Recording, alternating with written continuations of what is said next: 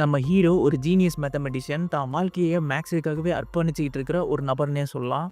அவர் வீட்டு பக்கத்துல ஹீரோயின் வாழ்ந்துட்டு வராங்க. அவங்க தெரியாத்தனமா ஒரு கொலை பண்ணிடுறாங்க. ஸோ அந்த கொலைய மறைக்கிறதுக்காக நம்ம ஹீரோ அவரோட புத்திசாலித்தனத்த யூஸ் பண்ணி என்னென்னலாம் பண்றாரு. கடைசியா ஹீரோயின அந்த கொலையிலேருந்து காப்பாத்தி வெளிய கொண்டு வந்தாரா? இல்லையா? இதுக்கப்புறம் நடக்கிற சுவாரஸ்யமான விஷயங்கள் தான் இந்த படத்தோட கதையே. இந்த படத்தோட பேரு பெர்ஃபெக்ட் நம்பர்ஸ். இது நம்ம யூசுவலா பார்க்குற மர்டர் மிஸ்ட்ரி படங்கள் மாரி இருக்காது. கொஞ்சம் டிஃப்ரெண்ட்டான படமா இருக்க போகுது. நான் பார்த்து வியந்த படங்கள்ல இதுவும் ஒண்ணு அப்டின்னே சொல்லலாம். இந்த படத்தோட கதைக்குள்ள போறதுக்கு முன்னாடி நம்ம சேனல இப்பதான் பார்க்குறீங்க அப்டின்னா சப்ஸ்கிரைப் பண்ணிக்கோங்க.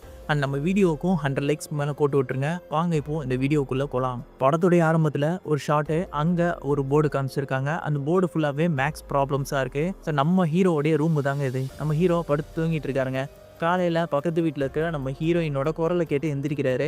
இவரோட ரொட்டீனே தான். காலையில் எப்படி அவங்க குரலை கேட்டு எந்திரிக்கிறது, லஞ்சு வாங்குறேன் அப்படின்ற பேரில் நம்ம ஹீரோயின் மேலே பார்க்குற அந்த ரெஸ்டாரண்ட்டுக்கு போய் அந்த லஞ்சு வாங்குற மாதிரி நம்ம ஹீரோயினும் டெய்லி பார்த்துட்டு போவார். ஸோ இதுதான் ஒரு ரொட்டீனாக அவர் வச்சுட்டு இருக்காருங்க. அப்போது நம்ம ஹீரோயின் பக்கத்தில் அங்கே வேலை பார்க்குற ஒருத்தவங்க டெய்லியுமே இந்த மாதிரி ஒரு பார்த்துட்டு போகிறாரு. நீங்கள் என்ன பேசிக்கலையா, டேட்டிங் போலையா அப்படின்ற மாதிரி கேட்குறாங்க.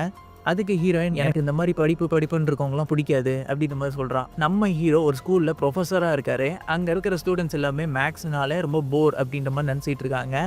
நம்ம வாழ்க்கைக்கு மேக்ஸ் எவ்வளோ முக்கியம் அப்படின்றத இவர் புரிய வச்சிட்டு இருக்காரு.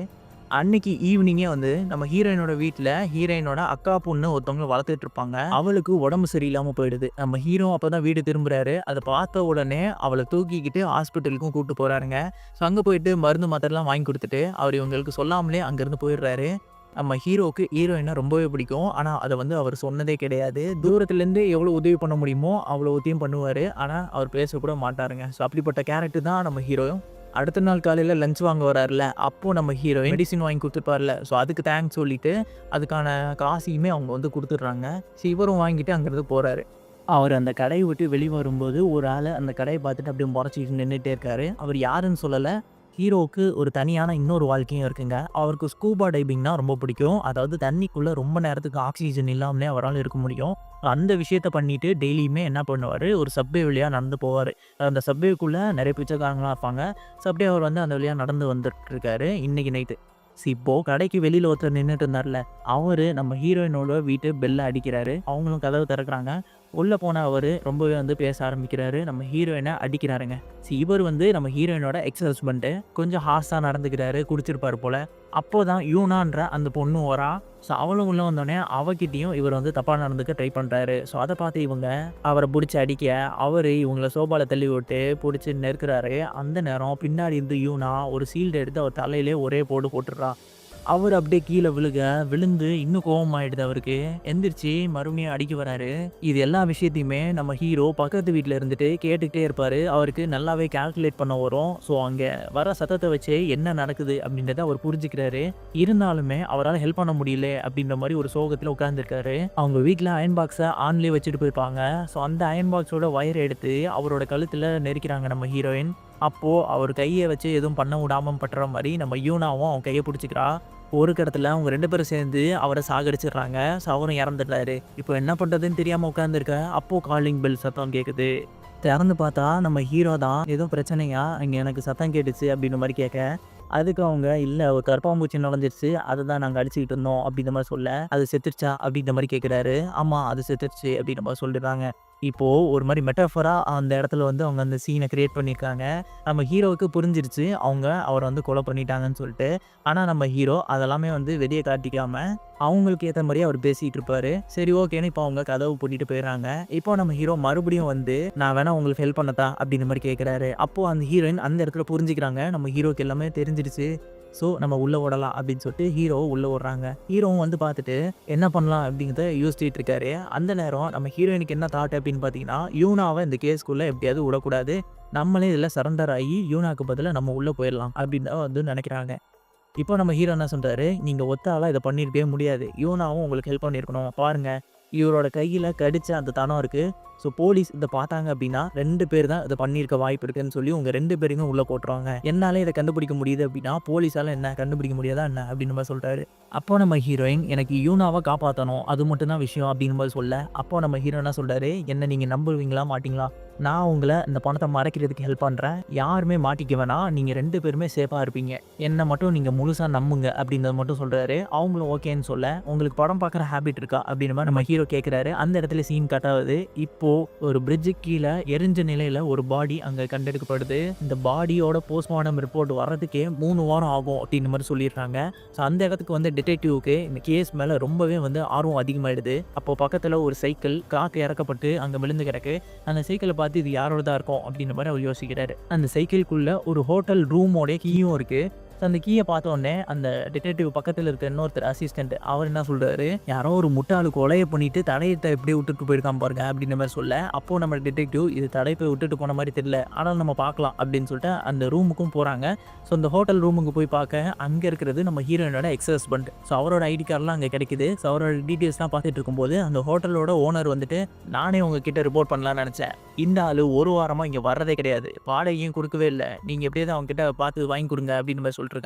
இப்போ அந்த கேஸை பற்றி பேசுறதுக்காக நம்ம டிடெக்டிவும் அவரோட டீம் ஃபுல்லாகவே அவங்க உட்காந்துருக்காங்க. அப்போது இந்த மாதிரி சொல்கிறாங்க, இந்த பாடி இறந்து போனது நவம்பர் 9 அன்னைக்கு இறந்து போயிருக்காங்க. ஈவினிங் 4லேருந்து நைட் 8 PM தான் இந்த கொலை நடந்திருக்கணும். அந்த இடத்துல இருந்து கண்டுபிடிச்ச சாம்பிள்ஸை வச்சு பார்க்கும்போது இது கிம் அப்படின்ற ஒருத்தருடைய பாடியாக தான் இருக்கணும் அப்படின்றதையும் அவங்க சொல்கிறாங்க. கிம்மு தான் வந்து நம்ம ஹீரோயினோட எக்ஸ் ஹஸ்பண்ட்.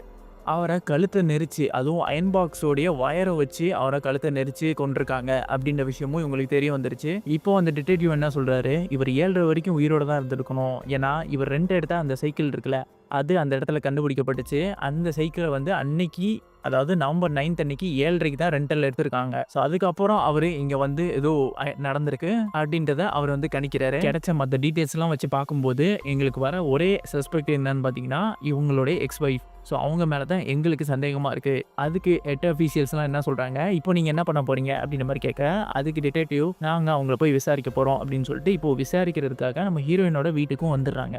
அங்கே வந்துட்டு உங்கள் எக்ஸ் ஹஸ்பண்டுக்கு என்ன ஆச்சு, அவங்க கூட ஏன் சண்டை, நீங்கள் எப்போ பிரிஞ்சிங்க அப்படின்ற மாதிரி நிறைய விஷயங்களை கேள்வி கேட்டுக்கிட்டே இருக்காங்க. இந்த விஷயங்கள் எல்லாமே நம்ம ஹீரோ முன்னாடியே சொல்லியிருப்பாரு. இந்த மாதிரி அவங்க கேள்வி கேட்டால் நீங்கள் என்ன பதில் சொல்லணும் அப்படின்றத அவர் சொல்லி கொடுத்துருப்பாரு. ஸோ அதுக்கேற்ற மாதிரி இவங்களும் வந்து பேசிகிட்டு இருக்காங்க. அப்போது ஒரு கட்டத்தில் இவங்க கப்பை எடுக்கும்போது கை நடுங்கும். அதை பார்த்து அந்த டிடெக்டிவ் உங்களுக்கு ஏன் இப்படி நடக்குது அப்படின்ற மாதிரி கேட்க, அது வேலை செய்யும்போது அடிபட்டுச்சு அப்படின்ற மாதிரி சொல்லி சமாளிச்சிடுறாங்க. இந்த மாதிரி நிறைய கேள்விகள் கேட்டுட்டு அவங்கள வீட்டை விட்டு கிளம்பிடுறாங்க. இந்த நேரத்துக்கு நம்ம ஹீரோ ஒரு ஃபோன் பூத்துலேருந்து அவங்களுக்கு கால் பண்ணுறாரு. கால் பண்ணி இந்த மாதிரி அவங்க நான் சொன்ன வரைய கேள்விகள்லாம் கேட்டாங்களா அப்படின்னு மாதிரி கேட்குறாரு. ஆமாம் அப்படின்னு சொல்ல, நான் டெய்லிக்குமே இதே டைமுக்கு நான் உங்களுக்கு ஃபோன் பண்ணுறேன், ஃபோன் பண்ணி என்ன நடந்துச்சுன்னு கேட்குறேன், நீங்கள் நடந்ததுலாம் சொல்லுங்கள் அப்படின்ற மாதிரி சொல்கிறாங்க. சரி, உங்கள் மூவி டிக்கெட்டை பற்றி எதுவும் கேட்டாங்களா போலீஸ் அப்படின்ற மாதிரி கேட்க, அதுக்கு ஹீரோயின் இல்லை நீங்கள் தானே எதுவும் கேட்காம நம்மளே சொல்லக்கூடாதுன்னு சொல்லிட்டீங்க, அதனால் நான் எதுவுமே சொல்லலை அப்படின்னு மாதிரி சொன்னோன்னே, ஓகே கிளவராக பண்ணியிருக்கீங்க, இதுக்கப்புறம் அடுத்த வாட்டி வந்து இதை கண்டிப்பாக கேட்பாங்க, உங்கள் டிக்கெட் எங்கே வச்சுருக்கீங்க அப்படின்ற மாதிரி கேட்க, அதுக்கு நம்ம ஹீரோயின் என் பர்ஸில் தான் இருக்குது அப்படின்ற மாதிரி சொல்ல, நீங்கள் அவங்க கேட்கும்போது உங்கள் பர்ஸ்லேருந்து எடுத்து கொடுத்தீங்க அப்படின்னா கண்டிப்பாக மாட்டிப்பீங்க, எதாவது சந்தேகப்படுவாங்க. ஸோ அதை ஒரு குப்பத்தட்டியில் இல்லை கீழே எங்கேயோ போட்டு வச்சிருக்கேன், அப்போ தான் அங்கேருந்து எடுத்து கொடுக்கும்போது சாதாரணமாக இருக்கும். ஸோ அது வந்து கொஞ்சம் நேச்சுரலாகவும் இருக்கும் அப்படின்னு மாதிரி சொல்கிறாரு. அந்த சின்ன பொண்ணுக்கிட்டையும் இவர் ஃபோனில் நீ எல்லாமே சமாளிச்சிருவேல அப்படின்ற மாதிரி கேட்க, அதெல்லாம் ஓகே நான் எதுவும் பார்த்துக்கிறேன் அப்படின்ற மாதிரி அவளை சொல்கிறா. மறுபடியும் ஹீரோயின் கிட்ட, இங்கே பாருங்கள் நீங்கள் எதுவும் ஃபீல் பண்ணாதீங்க, நான் உங்களுக்காக இருக்கேன், என்ன நீங்கள் முழுசாக நம்புங்க அப்படின்ற மாதிரி சொல்கிறாரு.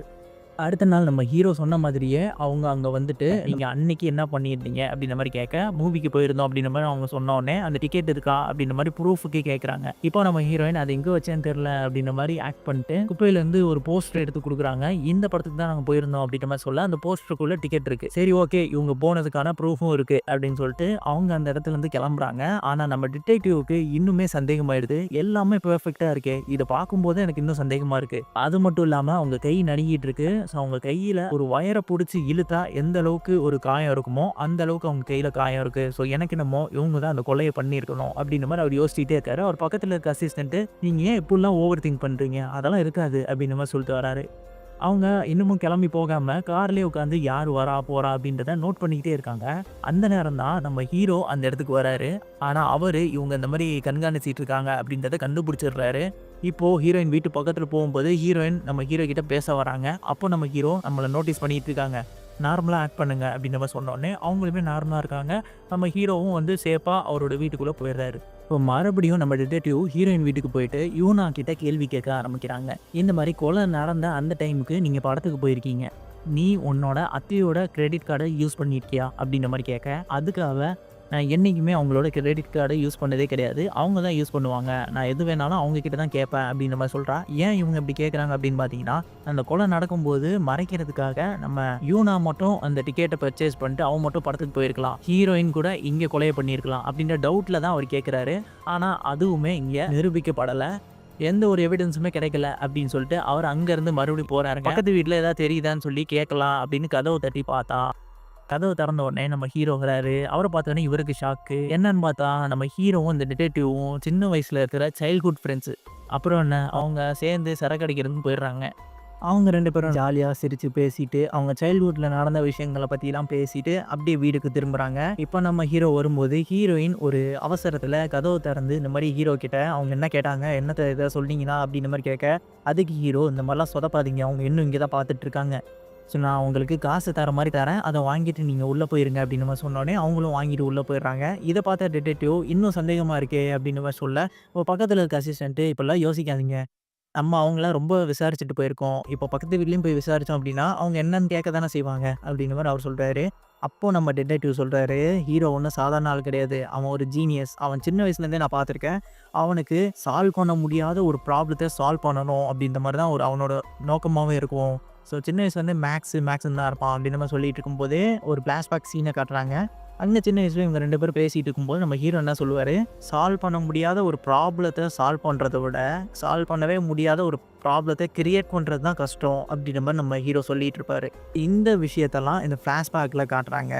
அப்படியே எப்படி கனெக்ட் ஆகுது பாருங்களேன். ஃப்ளாஷ்பேக்ல இருக்கிற விஷயம் அப்படியே வந்து இங்க பிரசன்ட்ல நம்ம ஹீரோ அத தான் பண்ணிட்டு இருக்காரு. நம்ம டிடெக்டிவால சால்வ் பண்ண முடியாத ஒரு விஷயமா ப்ராப்ளம் வந்து ஒரு கிரியேட் பண்ணி வச்சிருக்காரு. ஸோ பார்க்கலாம் டிடெக்டிவ் சால்வ் பண்றாரா இல்லையான்னு சொல்லி. இப்போ மறுபடியும் அந்த டைம் கரெக்டான டைம் வருது. அந்த நேரத்துக்கு ஃபோன் பூத்துக்கு போயிட்டு ஃபோன் பண்றாரு நம்ம ஹீரோ. "இன்னைக்கு என்ன கேட்டாங்க போலீஸ்?" அப்படின்ற மாரி இவர் கேட்டுட்டு இருக்காரு. இதே நேரம் டிடெக்டிவ் அந்த இடத்துல சரியான எவிடன்ஸும் கிடைக்க மாட்டேங்குது. இவங்க போனதுக்கு அந்த ப்ரூஃப் இருக்கா அப்படின்னு சொல்லிட்டு சிசிடிவி கேமராவில் பார்க்குறாங்க. அந்த தியேட்டருக்குள்ளே அவங்க போயிருப்பாங்கல்ல லெஃப்ட் ஏறி. ஸோ அதை பார்க்கும்போது அவங்க அந்த நேரம் அதான் கொலை நடந்த அந்த நேரத்தில் கரெக்டாக தியேட்டருக்கு அவங்க போயிருக்காங்க. நமக்கே ஆச்சரியம். எப்படிடா இவங்க தான் கொலை பண்ணாங்கன்னு நமக்கு தெரியும். ஓகேவா? ஆனா, அவங்க கொலை பண்ண அந்த நேரத்துல, அதாவது 9ஆம் தேதி அவங்க தியேட்டர்லயே இருந்திருக்காங்க. ஸோ எப்படி நமக்கு தெரியல. ஆனா நம்ம டிடெக்டிவ்க்கு இன்னுமே ஆச்சரியம். அவங்க அங்க இருக்காங்களே, அப்புறம் எப்படி அவங்க கொலை பண்ணியிருப்பாங்கன்னு சொல்லிட்டு. சரி, இதுக்கு ஒரே விடை தான் இருக்கு. நம்ம அவங்கள லை டிடெக்டர் மூலியமா வச்சு டெஸ்ட் பண்ணிடலாம் அப்படின்னு ஒரு பிளானையும் போடுறாரு. இந்த சமயம் நம்ம ஹீரோயின் ரொம்பவே அழுகுறாங்க நம்ம ஹீரோ கிட்ட. "நான் முன்னாடியே சரண்டர் ஆயிருப்பேன். நீங்க தான் இப்படி எனக்கு ரொம்பவே ஹோப் குடுத்து, இந்த மாரி ஒரு நிலைமைக்கு தள்ளிட்டீங்க. இப்போ நான் மாட்டிக்கிட்டா யூனாவோட வாழ்க்கையும் போயிடுமே." அப்படின்ற மாரி அழுகுறாங்க. அப்போதான் நம்ம ஹீரோ, "நீங்க ஒண்ணும் கவலைப்படாதீங்க. அவங்க என்ன கேட்பாங்க? 9ஆம் தேதி என்ன நடந்துச்சு அப்படின்னு தானே கேட்க போறாங்க. நான் சொல்ற மாரியே ரிலாக்ஸா நீங்க பதில் சொல்லுங்க.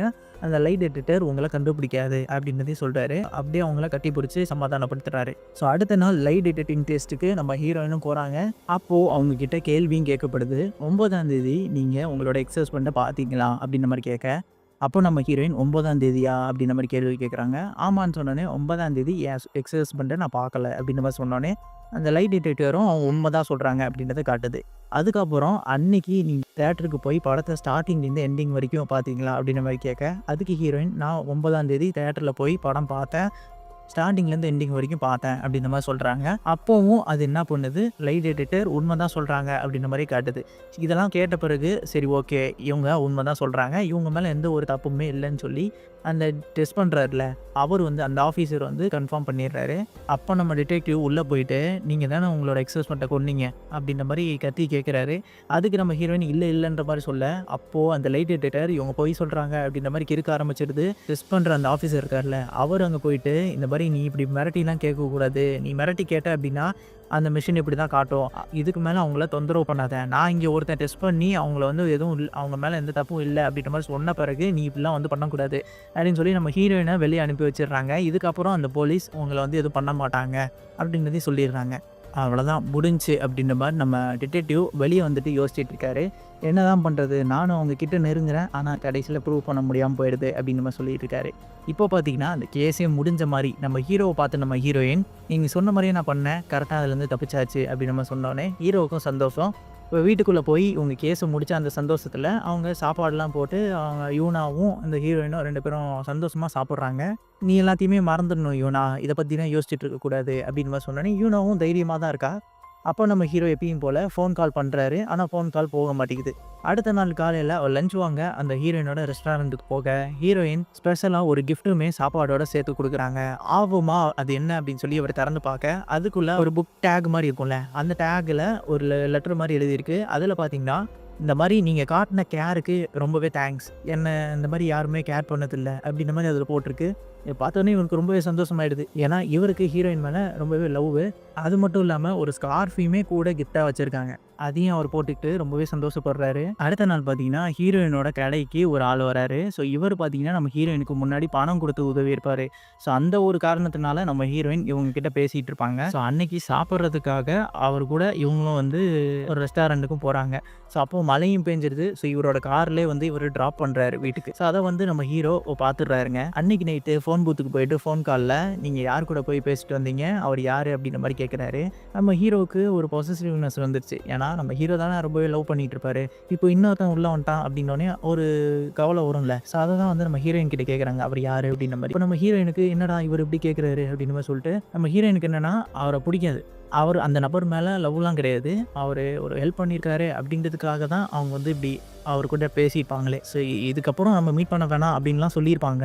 ஆனால் இவர் இப்படி கேட்கவும் இவங்க உண்மையெல்லாம் சொல்கிறாங்க. இந்த மாதிரி அவர் எனக்கு பணம் கொடுத்து உதவி பண்ணார், அதனால தான் நான் அவங்க கூட போய் சாப்பிட்டுட்டு வந்தேன். ஸோ மற்றபடி வேறு எதுவுமே கிடையாது அப்படின்னு மாதிரி சொல்ல, நீங்கள் இதெல்லாம் சொல்ல தேவையில்ல என்கிட்ட அப்படின்னு மாதிரி சொல்லிட்டு, நான் உங்களுக்கு அடுத்த வாட்டி கால் பண்ணுறேன் அப்படின்னு மாதிரி சொல்லி அவர் ஃபோன் வைக்கிறாரு. இப்போ இவங்க 2 பேருக்கு இடையில ஒரு விரிசல் விழுந்த மாதிரி காமிக்கிறாங்க. நம்ம ஹீரோ மலையில் நினைச்சிக்கிட்டே போயிட்டு இருக்க. அப்போ நம்ம டிடெக்டிவ் ஹீரோவை பார்த்துட்டு, என்ன மலையில் நினைச்சிட்டு இருக்க அப்படின்னு சொல்லிட்டு வீட்டுக்கும் போகிறாரு. வீட்டுக்குள்ளே வந்தோடனே டிடெக்டிவ் ஒரு கபோர்டை திறக்கிறாரு. அங்கே அந்த அயன் பாக்ஸ் இருக்குது. அதான் நம்ம ஹீரோயின் கழுத்து நெரிச்சு கொண்டிருப்பாங்கல்ல, அந்த அயன் பாக்ஸ் நம்ம ஹீரோவோட கபோர்டில் இருக்குது. அதை பார்த்தோன்னே நம்ம ஹீரோ என்ன பண்ணுறாரு, டக்குன்னு அந்த கபோர்டை மூடிட்டு நம்ம டிடெக்டிவோட கண்ணில் படாத மாதிரி மூடிடுறாரு. இப்போ இவங்க 2 பேரும் நல்லா சரக்கு அடிச்சுட்டு கதையெல்லாம் பேசிட்டு அப்படியே தூங்கிடுறாங்க. காலையில் எழுந்துச்சு பார்த்தா நம்ம டிடெக்டிவ் மட்டும்தான் இருக்காரு. ஹீரோ குளிச்சிட்டு இருக்காரு போல். அப்போது நம்ம டிடெக்டிவ் என்ன பண்ணுறாரு, பக்கத்தில் இருக்க பெர்ஃபெக்ட் நம்பர் அப்படின்னு ஒரு புக்கு இருக்குங்க. ஸோ அந்த புக்கை திறந்து பார்த்தா அதில் பூனை மாதிரி ஒரு கார்டு இருக்குது. ஸோ அந்த கார்டை தான் நம்ம ஹீரோயின் கொடுத்துருப்பாங்க நம்ம ஹீரோக்கு. அதில் பார்த்தீங்கன்னா அந்த என் மேலே காமிச்சா அந்த கேருக்கு தேங்க்ஸ் அப்படின்னு பண்ண போட்டிருக்கோம். இதை நம்ம டிடெக்டிவ் பார்த்துட்டு இருக்கிறத நம்ம ஹீரோ பார்த்த உடனே டக்குன்னு நம்ம டிடெக்டிவை நீங்கள் குளிக்க போலையா அப்படின்ற மாதிரி கேட்க, டிடெக்டிவும் அதெல்லாம் எதுவுமே கண்டுக்காத மாதிரி அப்படியே நான் போகிறேன் குளிச்சுட்டு வரேன் அப்படின்னு நம்ம சொல்லிட்டு குளிச்சுட்டு வராரு. இப்போ 2 பேரும் வேலை சம்மந்தப்பட்டு வெளியே போயிட்டு இருக்காங்க. நம்ம ஹீரோ மூலியமா எப்படியாவது இது கண்டுபிடிச்சலாமா அப்படின்ற மாதிரி நம்ம டிடெக்டிவ் யோசிச்சுட்டே இருக்காரு. இப்போ சரி வாங்க நம்ம ஹீரோயினோட கடைக்கே போய் வாங்கி சாப்பிட்லாம் அப்படின்ற மாதிரி சொல்லிட்டு நம்ம ஹீரோ கூட்டு போகிறாரு. இப்போது நம்ம ஹீரோயினை பார்த்த ஹீரோ கொஞ்சம் மூஞ்சி வாடின மாதிரியே வச்சுருக்காரு. என்னன்னு பார்த்தீங்கன்னா ஆல்ரெடி மனஸ்தாபம் ஏற்பட்டிருக்கோம்ல. ஸோ அதனால நம்ம ஹீரோவும் வந்து அவளே கண்டுக்காத மாதிரி கீழே குந்திக்கிட்டே நிற்கிறாரு. இப்போ டிடெக்டிவ்க்கு ஒரு கால் வருது. அந்த காலில் ஏதோ ஒரு நம்பர் சொல்கிறாங்க போல். அதை நோட் பண்ணுறதுக்காக ஏதாவது பேப்பர் கிடைக்குமா அப்படின்னு மாதிரி ஹீரோயின் கிட்ட கேட்க, அப்போது ஹீரோயின் வந்து அந்த கேட் சைஸ் கார்டு இருக்கும்ல, அதை எடுத்து கொடுக்குறாங்க. அதில் நம்ம டிடெக்டிவ் பென் எடுத்து எழுத போகிறாரு பாருங்க. அப்போ தான் அவருக்கு சடனாக ஒரு விஷயம் ஞாபகம் வருது. இந்த கார்டை நான் ஆல்ரெடி பார்த்துருக்கேனே. ஹீரோவோட வீட்டில் இருந்து அந்த கார்டு அவருக்கு ஞாபகம் வந்துருச்சு. இப்போன்னு பார்த்து நம்ம ஹீரோயினை இன்னொரு பக்கம் லவ் பண்ணிட்டு இருப்பான்ல ஒருத்தன், ஸோ அடிக்கடி வந்து தொல்லை பண்ணுவான்ல, அவன் உள்ளே வரான். அவனை பார்த்தோன்னே ஹீரோட முகம் வாடுது. ஸோ இதை வந்து அந்த ரிஃப்ளெக்ஷனில் நம்ம டிடெக்டிவ் பார்த்துட்டு, இவனோட முகம் ஏன் வாடுது இவனை பார்த்துட்டு அப்படின்ற மாதிரி யோசிக்கிறாரு. அப்போது கொஞ்சம் புத்திசாலித்தனமாக யோசிச்சு, என் பெண் எழுத மாட்டேங்குது, நீங்கள் இதை எழுதுங்களேன் அப்படின்ற மாதிரி சொல்லி அந்த கார்டை கொடுத்து நம்ம ஹீரோயினை எழுத வைக்கிறாரு நம்ம டிடெக்டிவ். இது எதுக்காகன்னு பார்த்தீங்கன்னா, நம்ம ஹீரோயினோட அந்த ஹேண்ட் ரைட்டிங் மேட்ச் ஆகுதா இல்லையா, இவர் பார்த்த அந்த கார்டுக்கும் ஹீரோயின் எழுதியிருக்க அந்த கார்டுக்கும் மேட்ச் ஆச்சு அப்படின்னா நம்ம ஹீரோயின் தான் ஹீரோ கிட்ட இந்த கார்டை கொடுத்துருக்கணும் அப்படின்ற விஷயத்த நம்ம டிடெக்டிவ் கண்டுபிடிப்பார்ல. ஸோ அதுக்காக எழுத சொல்கிறாரு. அவங்க எழுதுறாங்க, அதே மாதிரி மேட்ச் ஆகுது. அந்த கார்டையும் எடுத்து வச்சுக்கிறாருங்க. ஸோ இதுக்கப்புறம் தான் நமக்கு ட்விஸ்ட்டு. இது வரைக்கும் நல்லா போயிட்டு இருந்தது. இப்போ நம்ம டிடெக்டிவ்க்கு ஹீரோ மேலேயும் ஒரு சந்தேகம் வந்துருச்சு. நம்ம ஹீரோவுக்கு ஒரே பொசசிவ்னஸ் இருந்துகிட்டே இருக்குது. அதையும் யோசிச்சுட்டு வருத்தமாகவே உட்காந்துருக்காரு. அப்புறம் என்ன பண்ணுறாரு, அந்த ஆளோடைய கடைக்கே போயிடுறாருங்க. ஸோ நேராக அவர்கிட்டே பேசிடலாம் அப்படின்ற மாதிரி சொல்லிட்டு போகிறாரு. அதாவது நம்ம ஹீரோயினை தொல்லை பண்ணிக்கிட்டே இருப்பான்ல, ஸோ அவனோட கடைக்கு போய் பார்க்குறாரு. அப்போது அவனுக்கு ஹீரோயின் கிட்டேருந்தே கால் வருது. அதை பார்த்துட்டு அவர் அங்கேருந்து கிளம்பி போக, நம்ம ஹீரோவும் அவர் ஃபாலோ பண்ணிவிட்டு அங்கேயே போனால், அவரை வந்து நம்ம ஹீரோயின் மீட் பண்ணி ஒரு காஃபி ஷாப்பில் பேசுகிறதுக்காக வர சொல்லியிருப்பாங்க. ஸோ அந்த இடத்துல நம்ம ஹீரோயின் என்ன சொல்கிறாங்க, இதுக்கப்புறம் நான் அவங்கள மீட் பண்ண விரும்பலை, சரி என்ன இந்த மாதிரி வந்து பார்த்துட்டு இருக்காதீங்க அப்படின்ற மாதிரி தான் பேசிகிட்டு இருப்பாங்க. ஆனால் நம்ம ஹீரோவுக்கு இங்கேருந்து பார்க்க அவங்க 2 பேரும் ஏதோ லவ் பண்ணுறாங்க போல் அப்படின்ற மாதிரி தெரியுது. இங்கேருந்து அவர் கேமராவில் அது எல்லாத்தையுமே ஃபோட்டோ எடுத்துகிட்டு இருக்காரு. ஆனால் நம்ம ஹீரோவை ஃபாலோ பண்ணி நம்ம டிடெக்டிவும் வந்துருப்பாப்ல. ஸோ அவரும் வந்து நம்ம ஹீரோ மேலே சந்தேகம், இவன் ஏதாவது கொலையை பண்ணித்தானா அப்படின்னு சொல்லிட்டு. ஸோ அதனால இவரும் பின்னாடி வந்திருப்பார். இப்போது இது எல்லாத்தையுமே பார்த்த நம்ம ஹீரோ வருத்தத்தில் பேப்பரெல்லாம் ஒரு இடத்துல அந்த பிரிட்ஜுக்கு அடியில் இருந்து எரிச்சிட்டு உனக்காக நான் எவ்வளவோ பண்ணேன்ல. நீ ஏன் இப்படி என்ன கைவிட்டுட்ட? அப்படின்ற மாரிலாம் பேசிட்டு அங்கேருந்து கிளம்பிடுறாரு. இந்த இடத்துக்கு வந்து நம்ம டிடெக்டிவ் இந்த இடத்துல பாடிய போட்டு போயிருக்கான்னா, அந்த கில்லர் ரொம்பவே யோசிச்சிருக்கணும். ஏன்னா, தியேட்டருக்கும் இதுக்கும் ரொம்பவே டிஸ்டன்ஸ். ஸோ, ஒரே நேரத்தில படத்தையும் பார்த்துட்டு, இங்க வந்து கொலையும் பண்ண முடியாது. ஸோ, அதுக்கேத்த மாரி கரெக்ட்டா மேட்ச் பண்ணியிருக்கான் அப்படின்ற மாரி சொல்றாங்க. ஸோ, அப்படி பார்க்கும்போது கொலைக்காரன் ஒரு வேள அந்த ரெஸ்டாரண்ட்ல ஒருத்தன் நம்ம ஹீரோயின மீட் பண்ண வந்தான்ல. ஸோ, அவனா கூட இருக்கலாம் அப்படின்னு சொல்லிட்டு, அவன விசாரிக்கிறதுக்காக இந்த 2 டிடெக்டிவும் போறாங்க. இவங்க போய் அவன்கிட்ட விசாரிக்க, அவன் எல்லாமே கிளியரா சொன்னதும், இவங்களுக்கு சந்தேகம் இல்ல அவன் மேல. ஏன்னா, அவனுக்கும் இதுக்கும் சம்மந்தம் இல்ல அப்படின்றத கண்டுபிடிச்சிடுறாரு டிடெக்டிவ். ஆனா, ஒரு விஷயம் இவருக்கு ஞாபகம் வருது. இதுக்கு முன்னாடி அவரும், ஹீரோவும் வந்து அந்த டனலுக்குள்ள வந்திருப்பாங்க, சப்வேக்குள்ள. அப்படி வந்துட்டு இருக்கும்போது ஒரு பிச்சைக்காரன் நம்ம ஹீரோவ பார்த்து கைய காமிச்சு இந்த மாரி ஏதோ பேசியிருப்பான். ஸோ, அத பார்த்தோனே அந்த விஷயம் டக்குன்னு ஸ்பார்க் ஆகுது டிடெக்டிவ்க்கு. சரின்னு அந்த டனலுக்குள்ள போயிட்டு, அவர் இருக்கானான்னு போய் பார்க்க போறாரு. அந்த நேரம் அவன் எந்திரிச்சு அங்கருந்து ஓடிடுறான் இவன பார்த்தோனே. சரின்னு இப்போ அவனோட டென்ட்டுக்குள்ள ஏதாவது விஷயம் இருக்கா அப்படின்னு சொல்லி நம்ம டிடெக்டிவ் தேடுறாரு. ஆனா எதுவுமே கிடைக்கல. இப்போ டைரக்ட்டா நம்ம ஹீரோ கிட்டயே காலையில போயிட்டு, "நீ தான் அந்த கொலையெல்லாம் பண்ணியா?" அப்படின்ற மாரி கேட்க, அதுக்கு நம்ம ஹீரோ, "இந்த மாரி கண்டுபிடிக்க முடியாத விஷயத்தெல்லாம் நீ தேடிக்கிட்டு இருக்காத. கண்டிப்பா உன்னால முடியாது. ஸோ நீ இதுலருந்து போயிடு. நீ இப்போ இத கண்டுபிடிச்சு மட்டும் என்ன மாறப்போகுது? யார் கொலை பண்ணா அப்படின்றத நீ கண்டுபிடிச்சாலும் யாருக்கும் எந்த ஒரு பயனுமே இல்ல. ஸோ நீ அத விட்டுரு." அப்படின்ற மாரி சொல்றாரு. அப்படி சொல்லிட்டு மழுப்பிட்டு அங்க இருந்து அப்படியே கிளம்ப, நம்ம ஹீரோயின் வீட்டுக்கு அதான் அந்த பாய் ஃப்ரெண்ட் வருவான்ல, தொல்ல பண்ணிட்டே போனேன். அவன் உள்ள வரான். ஸோ வந்தோனே நம்ம ஹீரோயின், "உன்ன தான் நான் வரக்கூடாதுன்னு சொல்லிட்டேன்ல, ஏன் வந்த?" அப்படின்ற மாரி கேட்க, "நான் ஒண்ணும் உன்ன பார்க்கறதுக்காக வரல. எனக்கு ஒரு சில ஃபோட்டோஸ்லாம் வந்துச்சு. அந்த ஃபோட்டோஸ காமிக்கிறேன்னு" சொல்லி அத எடுத்து காமிச்சா, இவங்க 2 பேரும் அந்த ஒண்ணா உட்காந்து காஃபி குடிச்சாங்கல்ல, அந்த ஃபோட்டோலாம் நம்ம ஹீரோ எடுத்திருப்பாரு தெரியுமா? அந்த ஃபோட்டோஸ் எல்லாமே இவனுக்கு அனுப்பி வச்சு, இந்த மாரி "நீங்க 2 பேரும் ஒண்ணா இருக்கக்கூடாது" அப்படின்ற மாரி எழுதிலாம் வச்சிருக்கான். ஸோ அத பார்த்தோனே நம்ம ஹீரோயினுக்கும் கோவமாயிடுது. இப்போ நான் அத பார்த்துக்கிறேன் அப்படின்ற மாரி சொல்லிட்டு, அன்னைக்கு வந்து நல்லா குடிச்சிட்டு ஹீரோவோட ரூமுக்கே போறாங்க. போயிட்டு, "நீ எதுக்காக இப்படிலாம் பண்ற? நீ எனக்காக தானே பண்ற. நான் உன்ன ரொம்ப நல்லவன்னு நெனச்சேன். ஆனா நீ இப்படி பிளாக்மெயில் பண்றவன்னு எனக்கு தெரியாம போச்சு." அப்படின்ற மாரி திட்டுறாங்க. அப்படியே அழுக, இவனும் கட்டி பிடிச்சுட்டு அழுகுறான். "இப்போ நீ வீட்டுக்கு போ" அப்படின்ற மாரி சொல்ல, இவங்களும் வீட்டுக்கு கிளம்பிடுறாங்க. அடுத்த நாள் வந்து நம்ம ஹீரோ வேணுக்குன்னே அந்த நம்ம ஹீரோயினோட பாய் ஃப்ரெண்ட் கிட்ட போயிட்டு வம்பிழுக்குறாரு. அப்போ அவன புடிச்சு கொல்லவும் போறாரு நம்ம ஹீரோ. அந்த நேரம் அவரு கேட்குறாரு, "நீ ஹீரோயின பத்திரமா பார்த்துப்பியா?" அப்படின்ற மாரி கேட்க, "நீ யார்றா அதெல்லாம் கேட்கறதுக்கு?" அப்படின்ற மாரி அவன் போட்டு அடிச்சிடுறான். அதுக்கப்புறம் கட் பண்ணா, நம்ம ஹீரோ போலீஸ் ஸ்டேஷனுக்கு போயிட்டு, "இந்த மாரி நான் தான் இந்த கொலைய பண்ணேன்" அப்படின்றத ஒத்துக்கிறாரு. இத பார்த்த நம்ம ஹீரோவோட ஃப்ரெண்ட் அதான் டிடெக்டிவ் வந்துட்டு, "நீ எதுக்கு இதெல்லாம் ஒத்துக்கிற? எனக்கு தெரியும். நீ அந்த பொண்ணுக்காக தான் இப்படி ஒத்துக்கிட்டு இருக்க. அந்த பொண்ணு தான் அந்த கொலைய பண்ணுச்சுன்னு எனக்கும் தெரியும். நீ ஒரு ஜீனியஸ். உன்னோட பிரெயின இதுக்கெல்லாம் யூஸ் பண்ணக்கூடாது. இப்படி நீ வேஸ்ட் பண்ண போறியா?" அப்படின்ற மாரி கேட்க, அதுக்கு அவன், "என்ன விட்டுரு. என்னோட முடிவு இதுதான். நான் அவள அந்த அளவுக்கு லவ் பண்றேன். எனக்கு வேற வழி இல்ல." அப்படின்ற மாரி சொல்ல, அதுக்கு இவன், "அவளுக்கு உன் மேல லவ்வே கிடையாது. எதுக்காக அவளுக்காகலாம் நீ இப்படி பண்ற?" அப்படின்ற மாரி கேட்டுட்டு இருக்கான். ஆனாலும் நம்ம ஹீரோ அவர் சொல்ற பேச்செல்லாம் கேட்கிற மாரியே இல்ல. "நான் அத ஒத்துக்கிறேன். நான் தான் கொலைய பண்ணேன். எப்படி இருந்தாலும் இது என்னால தான் நடந்துச்சு. ஸோ என்ன அரெஸ்ட் பண்ணுங்க." அப்படின்ற மாரி சொல்லிடுறான். "எனக்காக நீங்க ஒண்ணே ஒண்ணு பண்ணணும்." அப்படின்ற மாரி நம்ம ஹீரோ கேட்கிறாரு. அது என்ன அப்படின்றத நமக்கு காமிக்கல. அப்படியே சீன் கட் ஆகுது. இப்போ ஹீரோவோட வீட்ல போலீஸ் எல்லாமே வந்து ஏதாவது சாம்பிள்ஸ் தடயம் கிடைக்குதா அப்படின்றத பார்க்குறாங்க. அங்க அவன் கொலை பண்ண அந்த அயர்ன் பாக்ஸோட வயரு எல்லாமே கிடைக்குது. இது எல்லாத்தையுமே நம்ம ஹீரோ தான் செட் பண்ணி வச்சிருப்பாரு. இவங்க இப்படி வந்து கண்டுபிடிக்கணும்னு சொல்லிட்டு.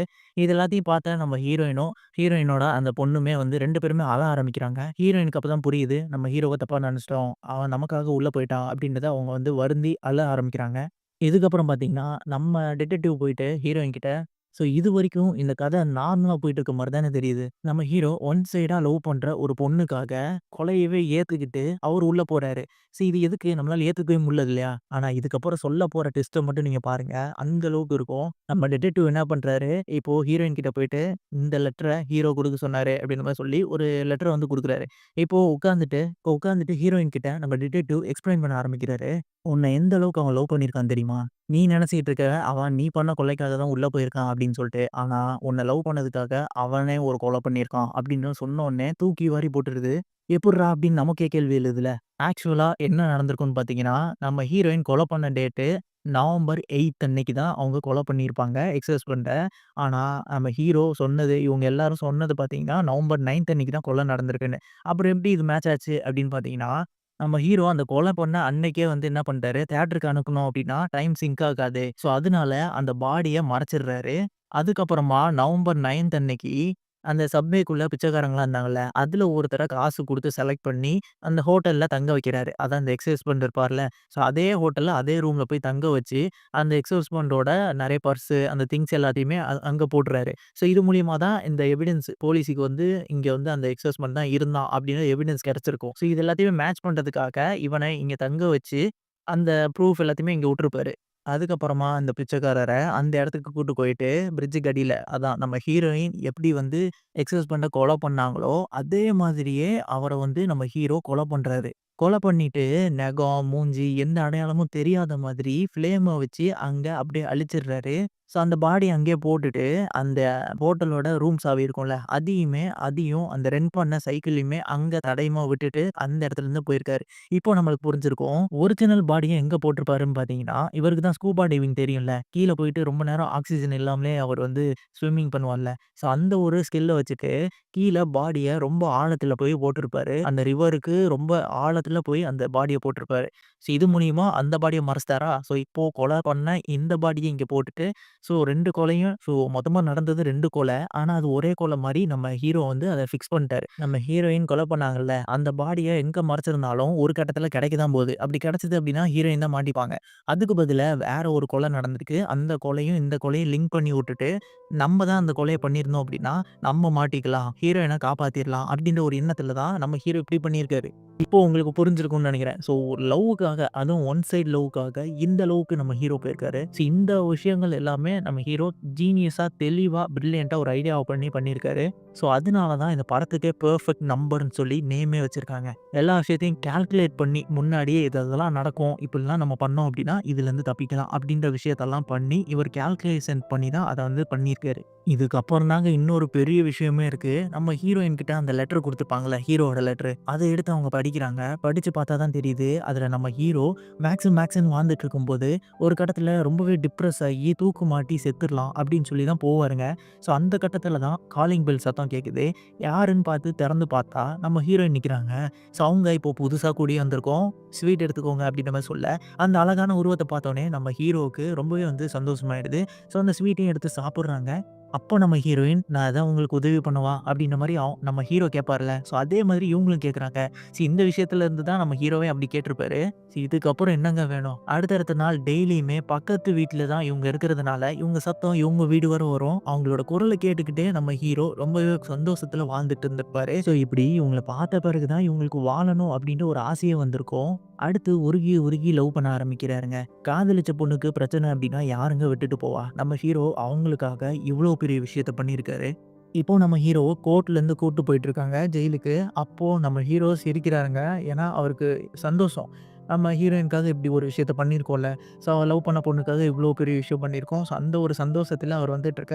அவர வண்டியிலயும் ஏத்திடுறாங்க. ஸோ, அப்போ வண்டி கிளம்ப ஆரம்பிக்குது. இப்போ நம்ம ஹீரோயின் அழுதுகிட்டே அந்த இடத்துக்கு வந்துட்டு, "எதுக்காக நீ இப்படி பண்ண? எனக்காக ஏன் இவ்ளோ பண்ண?" அப்படின்ற மாரி கதறி கதறி அழுகுறாங்க. ஆனா, நம்ம ஹீரோவுக்கு எந்த ஒரு விஷயமும் பேசணும்னு தோணல. உள்ளயே உட்காந்துக்கிறாருங்க. வண்டியும் போயிட்டே இருக்குது. நம்ம ஹீரோவும் உள்ள உட்காந்து ரொம்பவே அழுகுறாரு. ஹீரோயினும் இந்த இடத்துலயே அழுக. அப்போ அவங்க லெட்டர பார்க்குறாங்க. அதுல, "நீ என்ன நெனச்சு ஃபீல் பண்ணிக்கிட்டே வாழ்க்கை முழுக்க இருந்த அப்படின்னா, நான் பண்ண எல்லா விஷயமும் வேஸ்ட்டா போயிடும். நான் வாழ்ந்ததுக்கே ஒரு அர்த்தம் இல்லாம போயிடும். நீ சந்தோஷமா இருக்கணும் அப்படிங்கிறதுக்காக தான் நான் இப்படி ஒரு விஷயத்த பண்ணேன். அந்த பையன் அதான் உன்னோட பாய் ஃப்ரெண்டு உன்ன நல்லாவே பார்த்துப்பான். நீ அவன் கூட வாழு. என்னைக்குமே நீயும் அந்த பொண்ணும் ரொம்பவே சந்தோஷமா இருக்கணும். ஸோ அதனால தான் நான் இந்த ஒரு முடிவு எடுத்திருக்கேன். என்ன நினைச்சு நீ கவலைப்படாத. என்ன மறந்துரு." அப்படின்ற மாரி அந்த லெட்டர்ல எழுதியிருக்கு. இதெல்லாம் இவ்வளோத்தையும் கேட்ட பிறகு எப்படிங்க மறக்க முடியும்? அவங்க அப்படியே அழுகுறாங்க அந்த இடத்துல. டிடெக்டிவ்‌க்கும் என்ன சொல்றதுன்னு தெரியல. சமாதானப்படுத்துறாங்க. கடைசியா இது ஒண்ணு மட்டும் ஞாபகம் வச்சுக்கோ. ஐ லவ் யூ அப்படின்ற மாரி போட்டிருக்கு. ஸோ அப்படியே அவர் கிளம்பி போயிடுறாரு. நம்ம ஹீரோயின் அவ்வளோதாங்க. நம்ம எல்லாரோட கண்ணையும் அப்படியே கலங்க வச்சுருவாங்க இந்த படத்தோட கிளைமேக்ஸ்ல. இந்த படத்தெல்லாம் நீங்க கண்டிப்பா மிஸ் பண்ணிறக்கூடாது. எக்ஸ்ப்ளனேஷன் கேட்டிருந்தாலுமே இந்த படத்த போய் பாருங்க. நம்ம ரியல் லைஃபோட அப்படியே கனெக்ட் ஆகுதுங்க இந்த படம் பார்க்கும்போது. ஸோ அதான் எனக்கு ஃபீல் ஆச்சு. உங்க எல்லாருக்குமே இந்த படம் எப்படி இருந்தது? அப்படிங்க உங்களுடைய தாட்ஸ கமெண்ட்ல ஷேர் பண்ணுங்க. அடுத்து இந்த மாதிரி ஒரு இன்ட்ரஸ்டிங்கான மூவில உங்கள வந்து சந்திக்கிறேன். Until then signing off.